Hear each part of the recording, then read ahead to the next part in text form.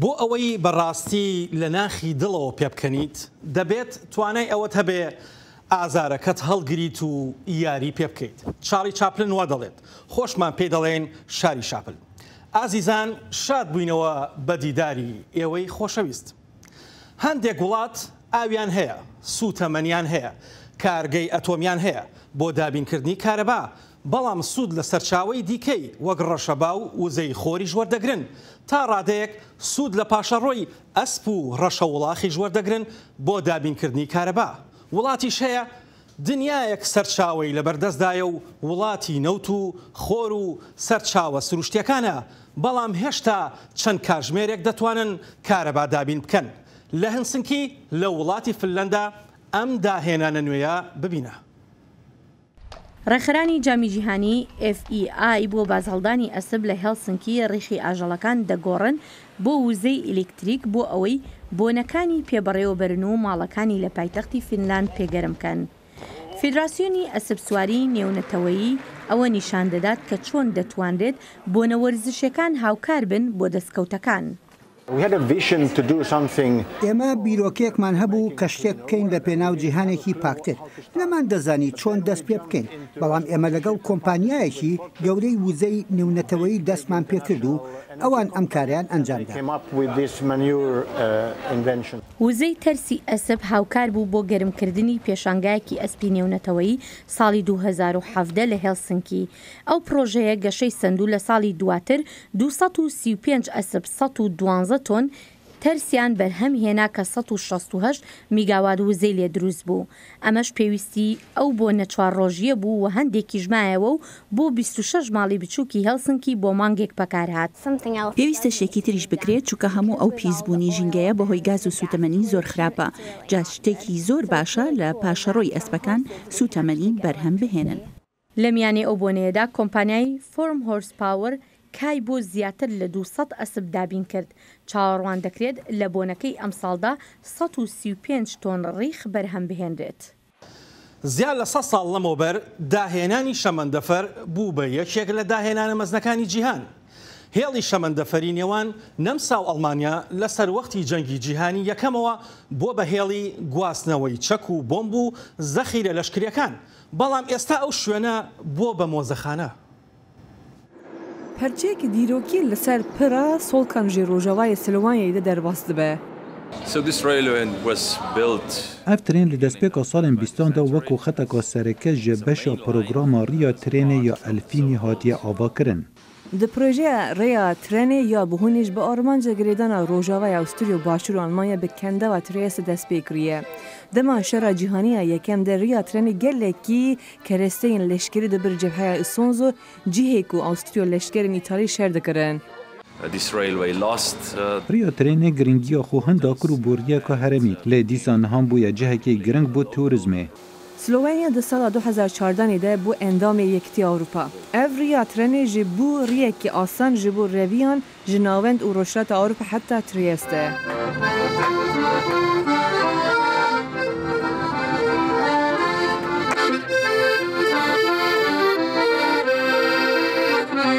It really jump into the history. براستی مرۆڤ خۆ di nav dîrokê da dibîne.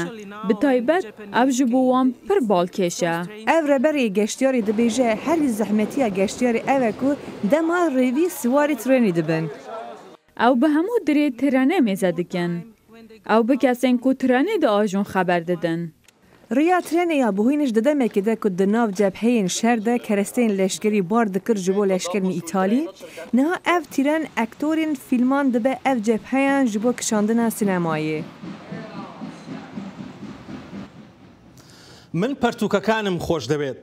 کاتێک دەیانگرم بە دەستمەوە، کاتێک لاپەڕەکانیان هەڵدەدەمەوە، کاتێک لە وێنەکان دەڕوانم، دەژیم لەگەڵ چیرۆکە دڵفرێنەکانیاندا پێکەوە لەگەڵ خۆشەویستیم بۆ فێربوون یەکتر تەواو دەکەن. لۆرا بۆش خانمی یەکەمی سەرۆکی پێشووی ئەمریکا جۆرج دەبلیو بۆش وا دەڵێت هەرچەند ساڵانە چەندین پیشانگای پەرتووک ساز دەکرێت، بەڵام پیشانگای نێودەوڵەتی پەرتووک لە شاری سلێمانی هەنگاوێکی جیهانیە بەرەو کرانەوەی زیاتر و پەیوەندی شارستانی گەلان. ڕێباز مەجید بۆ زایەڵا لەوێ بوو. بە بەشداری زیاد لە 100 ناوەندی چاپ و بڵاوکردنەوە لەلایەن وڵاتی جیاوازەوە و نمایشکردنی نزیکەی ملیۆنێک کتێب یەکەم پێشەنگای نێودەوڵەتی کتێب لە سلێمانی بەڕێوە چوو. ماوەی هەفتەیە کە پێشەنگای نێودەوڵەتی کتێب لە سلێمانی بەردەوامی هەیە و خوێنەرانی شاری سلێمانی و دەوروبەری پەیتا ڕوو لە پێشەنگاکە ئەکەن. تا ئێستا نزیکەی 1200 ناونیشانمان هەیە کە نمایش کراوە لەم پێشانگایە و بە خۆشحاڵیەوە بینین خەڵکانێکی زۆر ڕووەگەنم پێشانگایە بە پێی داتای پێشوازیکردن هەموو ڕۆژێک ژمارەکە زیاد دەکات. دەستگاکان نزیکەی 160 خانەی بڵاوکردنەوەیە بەکو ژمارەش کەمتر لە 1 ملیۆن کتێب بەشداری کردووە. ئەو کتێبانەی لێرەدا نمایش کران بە زمانی جیاواز و لەسەر بابەتە جیاوازەکان بوو، بەشێکی بەرچاویشان لە دەرەوەی وڵاتەوە هاتبوون. بەشێکی بەرچاوی ناوەندەکانی چاپ و بڵاوکردنەوە لە وڵاتە عەرەبیەکانەوە هاتبوون. هەندێک لە فرۆشیارانی کتێب پێزانینیان بۆ بەشداری گەرمی خوێنەران هەبوو. سەر ڕێڕەخنەیان لە کەم و کورتیەکان باسییان لەوە کرد کە بڕیاریانداوە لە ساڵانی داهاتووشدا بەشداری بکەنەوە. بەشداربانی پێشەنگەکە لەسەری نایبوون، بەڵام وەکو خۆم پێم وایە کە ڕکلانی پێشەنگەکە لاواز بوو، هێشتا لاوازە. هیوادارم لە خودا و لە خەڵکی و لەو سێ ڕۆژەی ماوە پێشەنگەکە بەسەر بکەنەوە. ئێمە بۆ جارێکی تریش دەینەوە، خدا پشتیوان بێت. خوێنەران دڵخۆش بوون بە ئەنجامدانی ئەم پێشەنگایی کتێب و پیان وا بوو هەلێکی باشە بۆ دەستخستنی ئەو کتێبانی بە ئاسانی دەست ناکەون و داشکاندنەکانیش لە نرخدا هاوکاری خوێنەر ئەبن. وەکو یەکەم جار کە یەکەم جارمەکە بێن بۆ پێشانگای و یەکەم ساڵیشەکە بکرێتەوە لە سلێمانیا بە شتێکی زۆر باشی ئەزانم لەبەرەوەی هەموو کتێبخانە و دەستگاکان و ناوەندەکان تیا بەشداری یەکەن بە داشکاندن بۆ کتێبەکانەکەن کامەش زۆر باشە لە ئێستایە کە هەندێک خوێنەر هەبێ ڕەنگە خۆشم هەندێک جاوام لاتوان هەندێک کتێبم بۆ نەکردراوە لەبەر نرخەکەی، بەڵام لێرە توانیمە بیکڕمیان زۆربەی کتێبەکان و هەمووشیان بەگشتی داشکاندنی باشیان بۆ کراوە. بەڕێوەبەرانی پێشەنگای نێودەوڵەتی کتێب لە سلێمانی بڕیاریان داوە هەموو ساڵێک 14 بکەن بە ڕۆژی دەستپێکردنی پێشەنگاکە کە ڕۆژی دامەزراندنی شاری سلێمانیە. یەکەمین پێشەنگای نێودەوڵەتیمان جێبەجێ کرد و پێش تریش ئێمە ئیشمان لەسەر ئەوە کردووە کە ئەم مەوعیدە 14 پێشەنگای نێودەوڵەتی سلێمانی بۆ کتێب جێگیر بکرێت لەسەر خشتەی پێشەنگای نێودەوڵەتیەکانی کتێب لەسەر ئاستی وڵاتانی عەرەبی و جیهانی کەواتە هەموو ساڵێک ئێمە 14 بەروارێکی جێگیرە بۆ پێشەنگای نێودەوڵەتی کتێب لە سلێمانی. ئەمساڵ بۆ یەکەم جار پێشەنگای نێودەوڵەتی کتێب لە شاری سلێمانی کرایەوە بە بەشداری زیاد لە 100 ناوەندی چاپ و بڵاوکردنەوە و بە نمایشکردنی نزیکەی ملیۆنێک کتێب. ڕێباز مەجید، دەنگی ئەمریکا، سلێمانی. خەونەکانت لەبیر بێت و شەڕیان لەسەر بکە، دەبێت ئەوە بزانیت تۆ چیت دەوێت لە ژیان.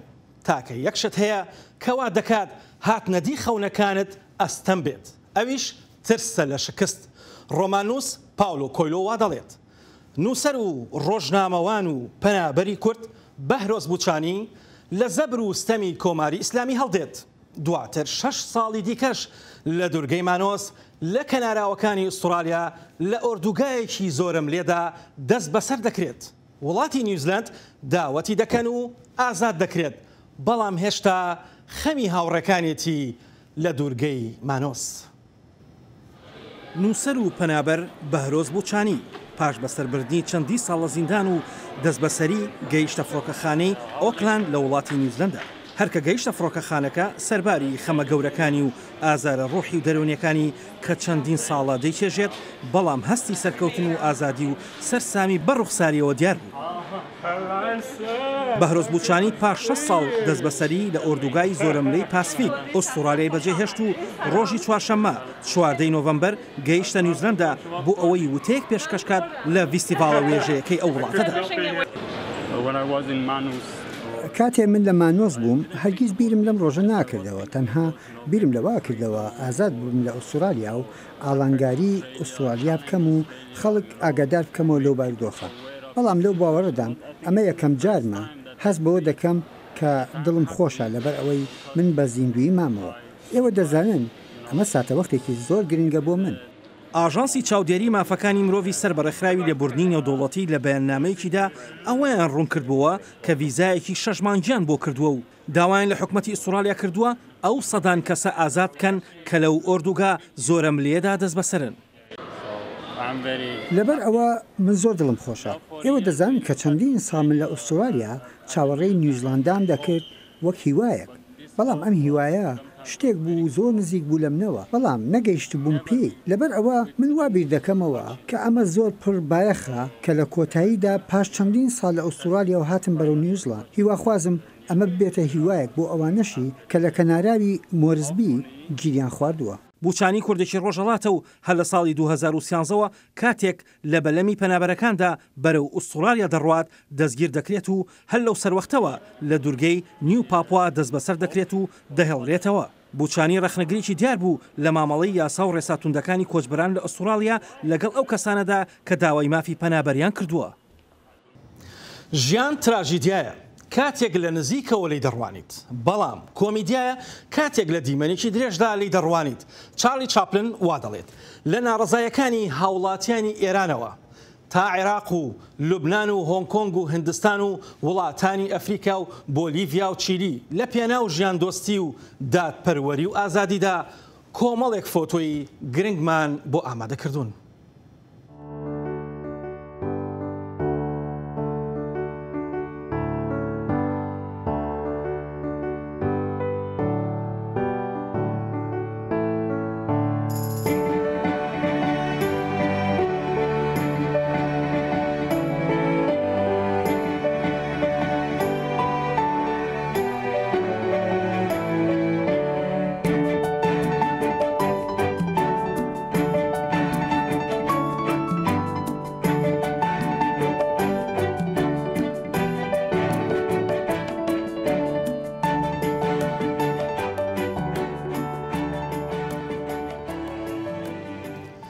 لە پشت هەر پیاوێکی ڕاستەقینەوە مناڵێک خۆی حەشارداوە و دەیەوێت بە کامی دڵی خۆی یاری بکات. فریدریک نیتشەی فەیلسوف وا دەڵێت هەندێک لە جەنگاوەرە دێرینەکانی ئەمریکا کە بەهۆی خەمۆکی و سترێسی دوای کارەساتەوە دووچاری خەمۆکی و سترێس بوون. ئێستا سەرقاڵی بە خێوکردنی هەنگن بۆ ئەوەی ئازاریان کەم بێتەوە.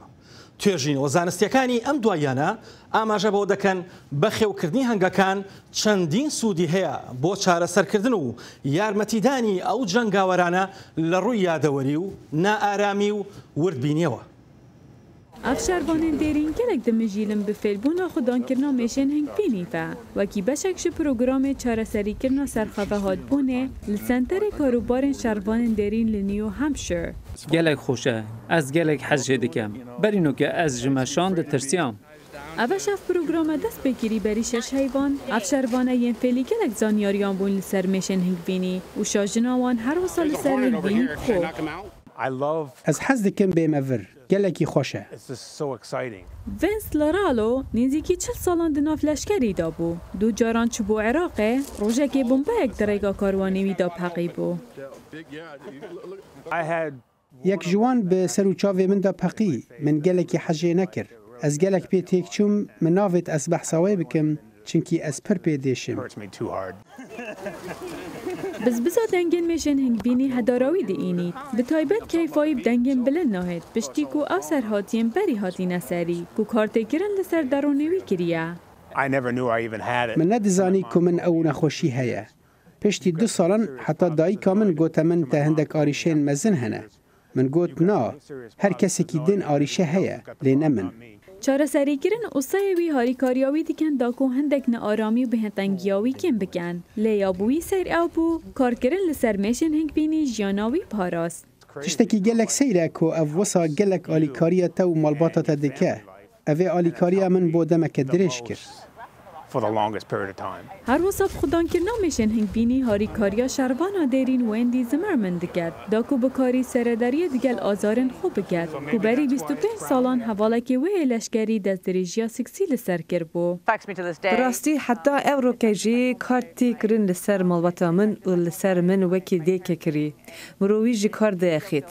Xwedankirina mêşên hingvînî harîkariya wê dike da ku jiyana xwe birêve bibet. Bo min xweş e ku ez dikarin digel kesên dikar bikim û hindek ji wan azarên di rêka min da ji bir bikim û nehêlin çi ser êşin di kartêkirinê li min bikin.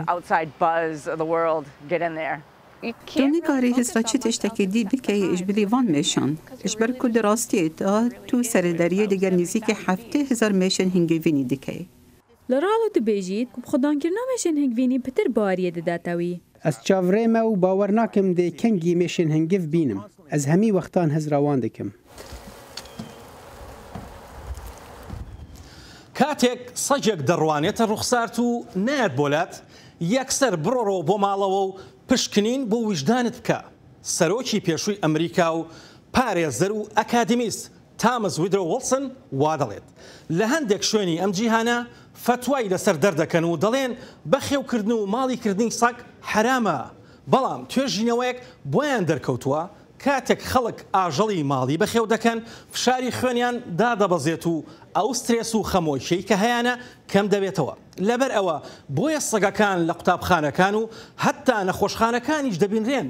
کارۆڵ پێرسن بۆ هەدەنگی ئەمریکا سەردانی دوو نەخۆشخانی کردووە کە سەگ بەکاردەهێنن بۆ یارمەتیدانی چاکبوونەوەی نەخۆشەکان. ئەڤە تازە سایەکی ئوسترالیا و بە ئوسترالیان شەپرد دێناسین. ئەف سایە لە نەخۆشخانەیە زانینگەها ویلایەتە مزوری کار دەکە. تاز وەک سایەکی ji بۆ چارەسەرکردنا دەرونی تێبکارانین. Ez bawer dikim hindek nexweş hez bi tenabûnê dikin. Sa dihêlin hindek dilê wana xweş bêt. Ez gelek kêfxweş bûm ji ber ku gelek bû min se nedîtibû. Min êşa xwe ji bîr kir. Li nexweşxaneya John Hopkins sayên wekû taz lê her qatekî hene. Lêkolîn derbarê bandora sal li ser derûnê nexweşan hêşta kêmin û nezelalin. Megan Housey derûnnasek ji nexweşxaneya John Hopkins dibêje ku wê dest bi lêkolînin nû kiriye da ku bizane eger sek dikare karîgeriyê li ser başbûna derûnê mirov bike yan ne. Di xwendina xwe de ji bo vê yekê medît ku nexweşên di nexweşxaneyan de dimînin dilteng dibin, ajel dihêlin derûnê wan baştir bibe. Ev nexweşa li vê nexweşxanê li ser malî nivîsî. Sayek ku wê li nexweşxaneyê nas kir. Dema ez bi lez çûm nexweşxanê hefta borî, kûçikê min bo heft rojan giriya. Malî saya Marlena Cassiye.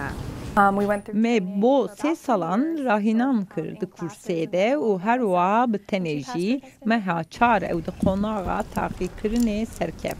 Kesî didezanîn ku gelek nexweş hene tişta dibêjin malî lê nabêjin doktorê xwe. Kesî her wiha dibêje ku çavên say yên ciwan û mezin dihêlin xelk di gel wan baxve. زانای ئەمریکایی ویلیام پۆلار دەڵێت بەبێ گۆڕان داهێنان و هاندان بۆ باشترکردن بوونی نییە. ئەوانەی کە دەستیان کردووە بە گۆڕانکاری دەرفەتێکی باشتریان لەبەردەستدایە بۆ بەڕێوەبردنی گۆڕانکاری کە مەحاڵە دەربازبوون لێی. سەرباری ستایڵە نوێ و جوان و سەرنجڕاکێشەکانی پێڵاو لە جیهاندا، بەڵام هێشتا ئارەزومەندانی پێڵاوە کۆنەکان لە جیهاندا بوونیان هەرماوە.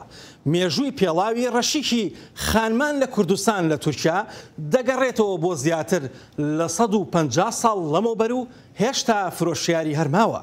عارف ئەسڵان لە شاری وان سەردانی ئەو پێڵاوسازەی بۆ کردین ئەم راپۆرتەی بۆ ئامادەکردن. تێگوتن ku solên reşîk beriya 105 salan li herêma Sirhedê di jiyana rojana de dihat bikaranîn. Ev çanda kurdewariya kevnar li sûka Nûya Wanê bi destê hostayê Solan Mecîd Emenê 48 salî zindîbûna xwe berdewam dike. Hosta Emen evnêzî 30 salan e Solan temîr dike û zêdetirî 20 salan e jî solên reşîk çê dike. Reşîkên ku bi mûyên biznan tê çêkirin di van salên dawî rastî eleqeyekê baş tê. Reşîk piranî di mihîrîcanên çandî û dawetan da dibin kincên gelerî da dihat bikaranîn. Lê gelek bikir ji nava bajarê Wanê û derve bajar li ser tora civakî xwe digihînin hosta Emen û solên reşîk dixwazin ji bo ku di jiyana rojane da jî bikar bînin.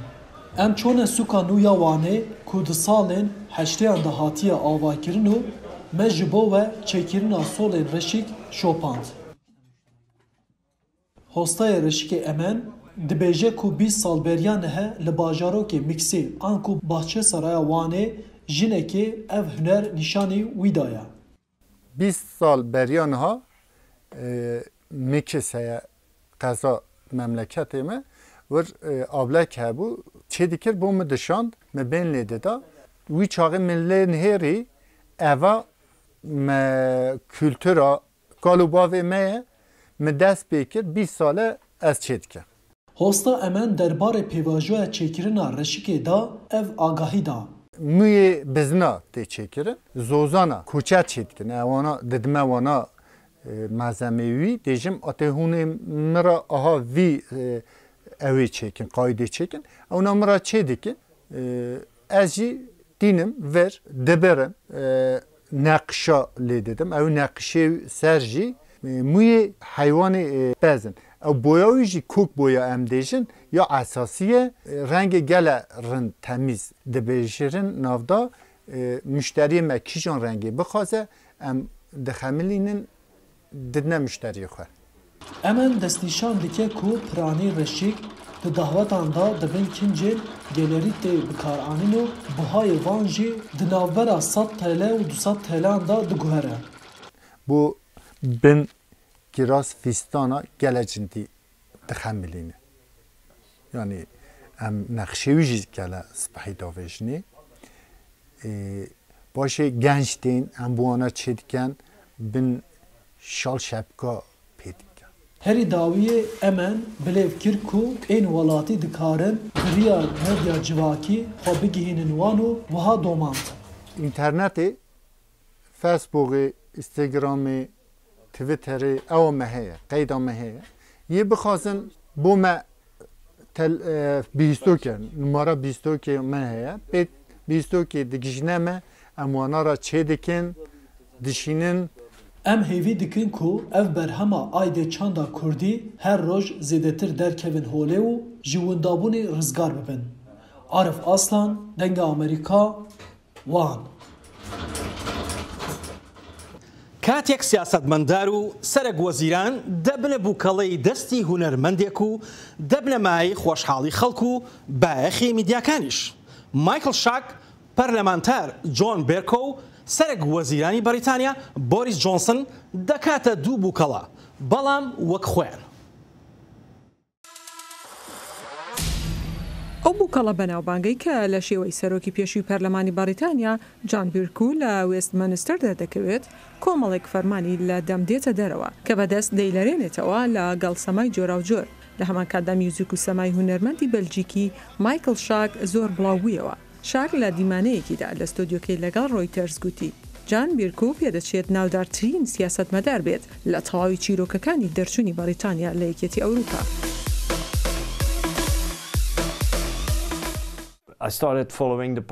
من دەستم بە دوواداچوونی گفتوگۆکانی پەرلەمان کرد هەر وەک کەسانی تر کردویانە. کەسێک لەوانە کە دەرکەوت تۆ دەزانی ئەوان سێ سەرۆک وەزیریان هەبوو ئەوەش یەکێک لەوانەیە. ئایا وایە ئەوەی کە لە ڕاستیدا پاڵەوانی چیرۆکەکەیە لە هەر سێ ساڵی چیرۆکەکەی جیابوونەوەی بەریتانیا لە یەکێتی ئەوروپا. ئەو ڤیددیوە ئاماژە بە لێدانێکی تون دەکات کە لە شێوەی بیرکو سەما دەکات. هەروەها شاک دەڵێت ڤیددیۆکان بۆ لێدانێکی سیاسی نین بەڵکو تەنها دەیەوێت سەردەخەنەیەک بخاتە ساڕووی خەڵک. ئەوە نە لە دژی سیاسەتە و نە بۆ پشتگیریکردنی سیاسەتیشە. هەروەها نە لە دژی جیابوونەوەی بەریتانیایە لە یەکێتی ئەوروپا نە پشتگیریشی لێ دەکات. ئەوە تەنها مۆسیقایەکە سەبارەت بە بارودۆخی سیاسی و هەروەها هەوڵی دروستکردنی زەردەخەنە لەسەر ڕووی خەڵک دەدات. هەروە سەرک وەزیران بۆریس جۆنسن دەیان هەزار تەماشاکەری لە سەر یوتیوب کۆ کردەوە. لەوەتای شاک لە 24 مانگیدەوە ئەو ڤیددیوانەی بڵاو کردەوە. بیرکو هەندێک جار بە کپکەری یاسادانەران دادەنرا و بە هاوارکردن و مشتومڕی خانەی گشتی پەرلەمانی بەریتانیا لە چوونە دەرەوەی بەریتانیا لە یەکێتی ئەوروپا یەکێک لە هەرە ناسراوترین کەسایەتیەکان لە سیاسەتی بەریتانیادا. شاک گوتی ئەو هیواخواز بوو کە بیرکۆ ڤیددیۆکانی ببینێت و ئەمە شتێکی زۆر خۆش دەبێت کە ئەو ڕوبەڕوو بتوانێت بیبینێت. من سوپاسی ئەو بایەخەی تۆ دەکەم و هیواخوازم کە ئێوە ڕازی بن لەسەر ئەو پۆستە کە ڕوون و ئاشکرا و بێهەڵەیە. نیوەڕۆتان باش. شاک بە دوای ئەو دەنگانەدا دەگەڕا کە لەگەڵ سەماکەدا ئاوێتیان بکات. پەنای بۆ بیرکۆ برد لە دوای بینینی مشتومڕی دەرچوونی بەریتانیا لە یەکێتی ئەوروپا. بێگومان هیواخوازم ئەو بینی بێتی من هیواخوازم ئەوە بەرز بنرخێنێت پێم وایە ئەو کەمێک حەزی بەگاڵتەیە یەکێک لە باشترین شت کە لە ئێستادا ڕەنگە ڕووبدات ئەوەیە لە جیاتی قسە لەگەڵ ئەو بکەی هەموو کات من ڕووی ئەو دەکەمە خۆم و قسەی لەگەڵ دەکەم بەڵێ ئەمە زۆر خۆش دەبێت کە ئەو ببینم. شاک وەک ئاماژەیەک بۆ ئەوانەی پێش بۆرس جانسن کە تیرەزامەی و دەیڤید کامیرۆن بوون بە گوێرەی BBC فەرمانەکانی بە هاوشێوەی هاوار نزیکەی 14,000 جار لە ماوەی 10 ساڵی پۆستەکەیدا هاواری کردووە ئەمە ژوای کرد لە جیهاندا بەناوبانگ بێت.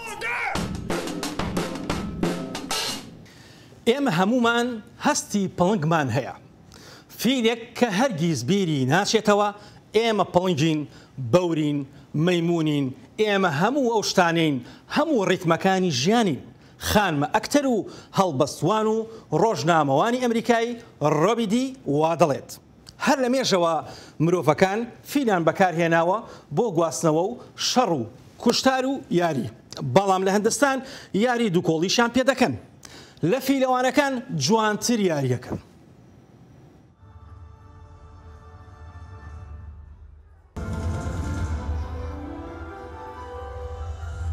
سەد فیل و فیلەوانەکانیان بەشداریان کردووە لە فیستیڤاڵی فیلەکانی سوورین. فیلەوانەکان کارامەیی خۆیان نمایش دەکەن لە شەڕەکاندا. هاوکات لە یاری دووگۆڵیشدا بە هەمان شێوە فیلەکانیان وەڕاهێنەوە کە توانستی ئەو یاریان هەبێت. هەرچەندە یاریەکی سەختە بۆ ئەوان بە تایبەتی لە شەڕەوە بۆ دووگۆڵی بۆ ئەوەی فیلەکان بگەنە ئاستێکی باش لە ڕاهێنان و کارامەییدا بەڕاهێنان گەلێکی سەخت و بە ئازاردا تێدەپەڕن تا فێری ئەوە ببن گوێڕایەڵ ببن و پتر کۆمەڵێک چالاکی جیاواز ئەنجام بدەن. سەرۆکی پێشووی ئەمریکا جۆن کەنەدی دەڵێت ئێمە نەهاتوین بۆ نەفرەت لێکردنی تاریکی بەڵکو هاتوین بۆ داگیرساندنی مۆمێک بۆ ئەوەی ڕێ ڕۆشنکەرەوە بێت لەو تاریکەدا لە پێناو ئایندێشی ئارام و ژیرانە تا زایاڵەیەکی دیکە و داهێنان و خەون و خەمێکی جوان لە واشنتنەوە ماڵەوە.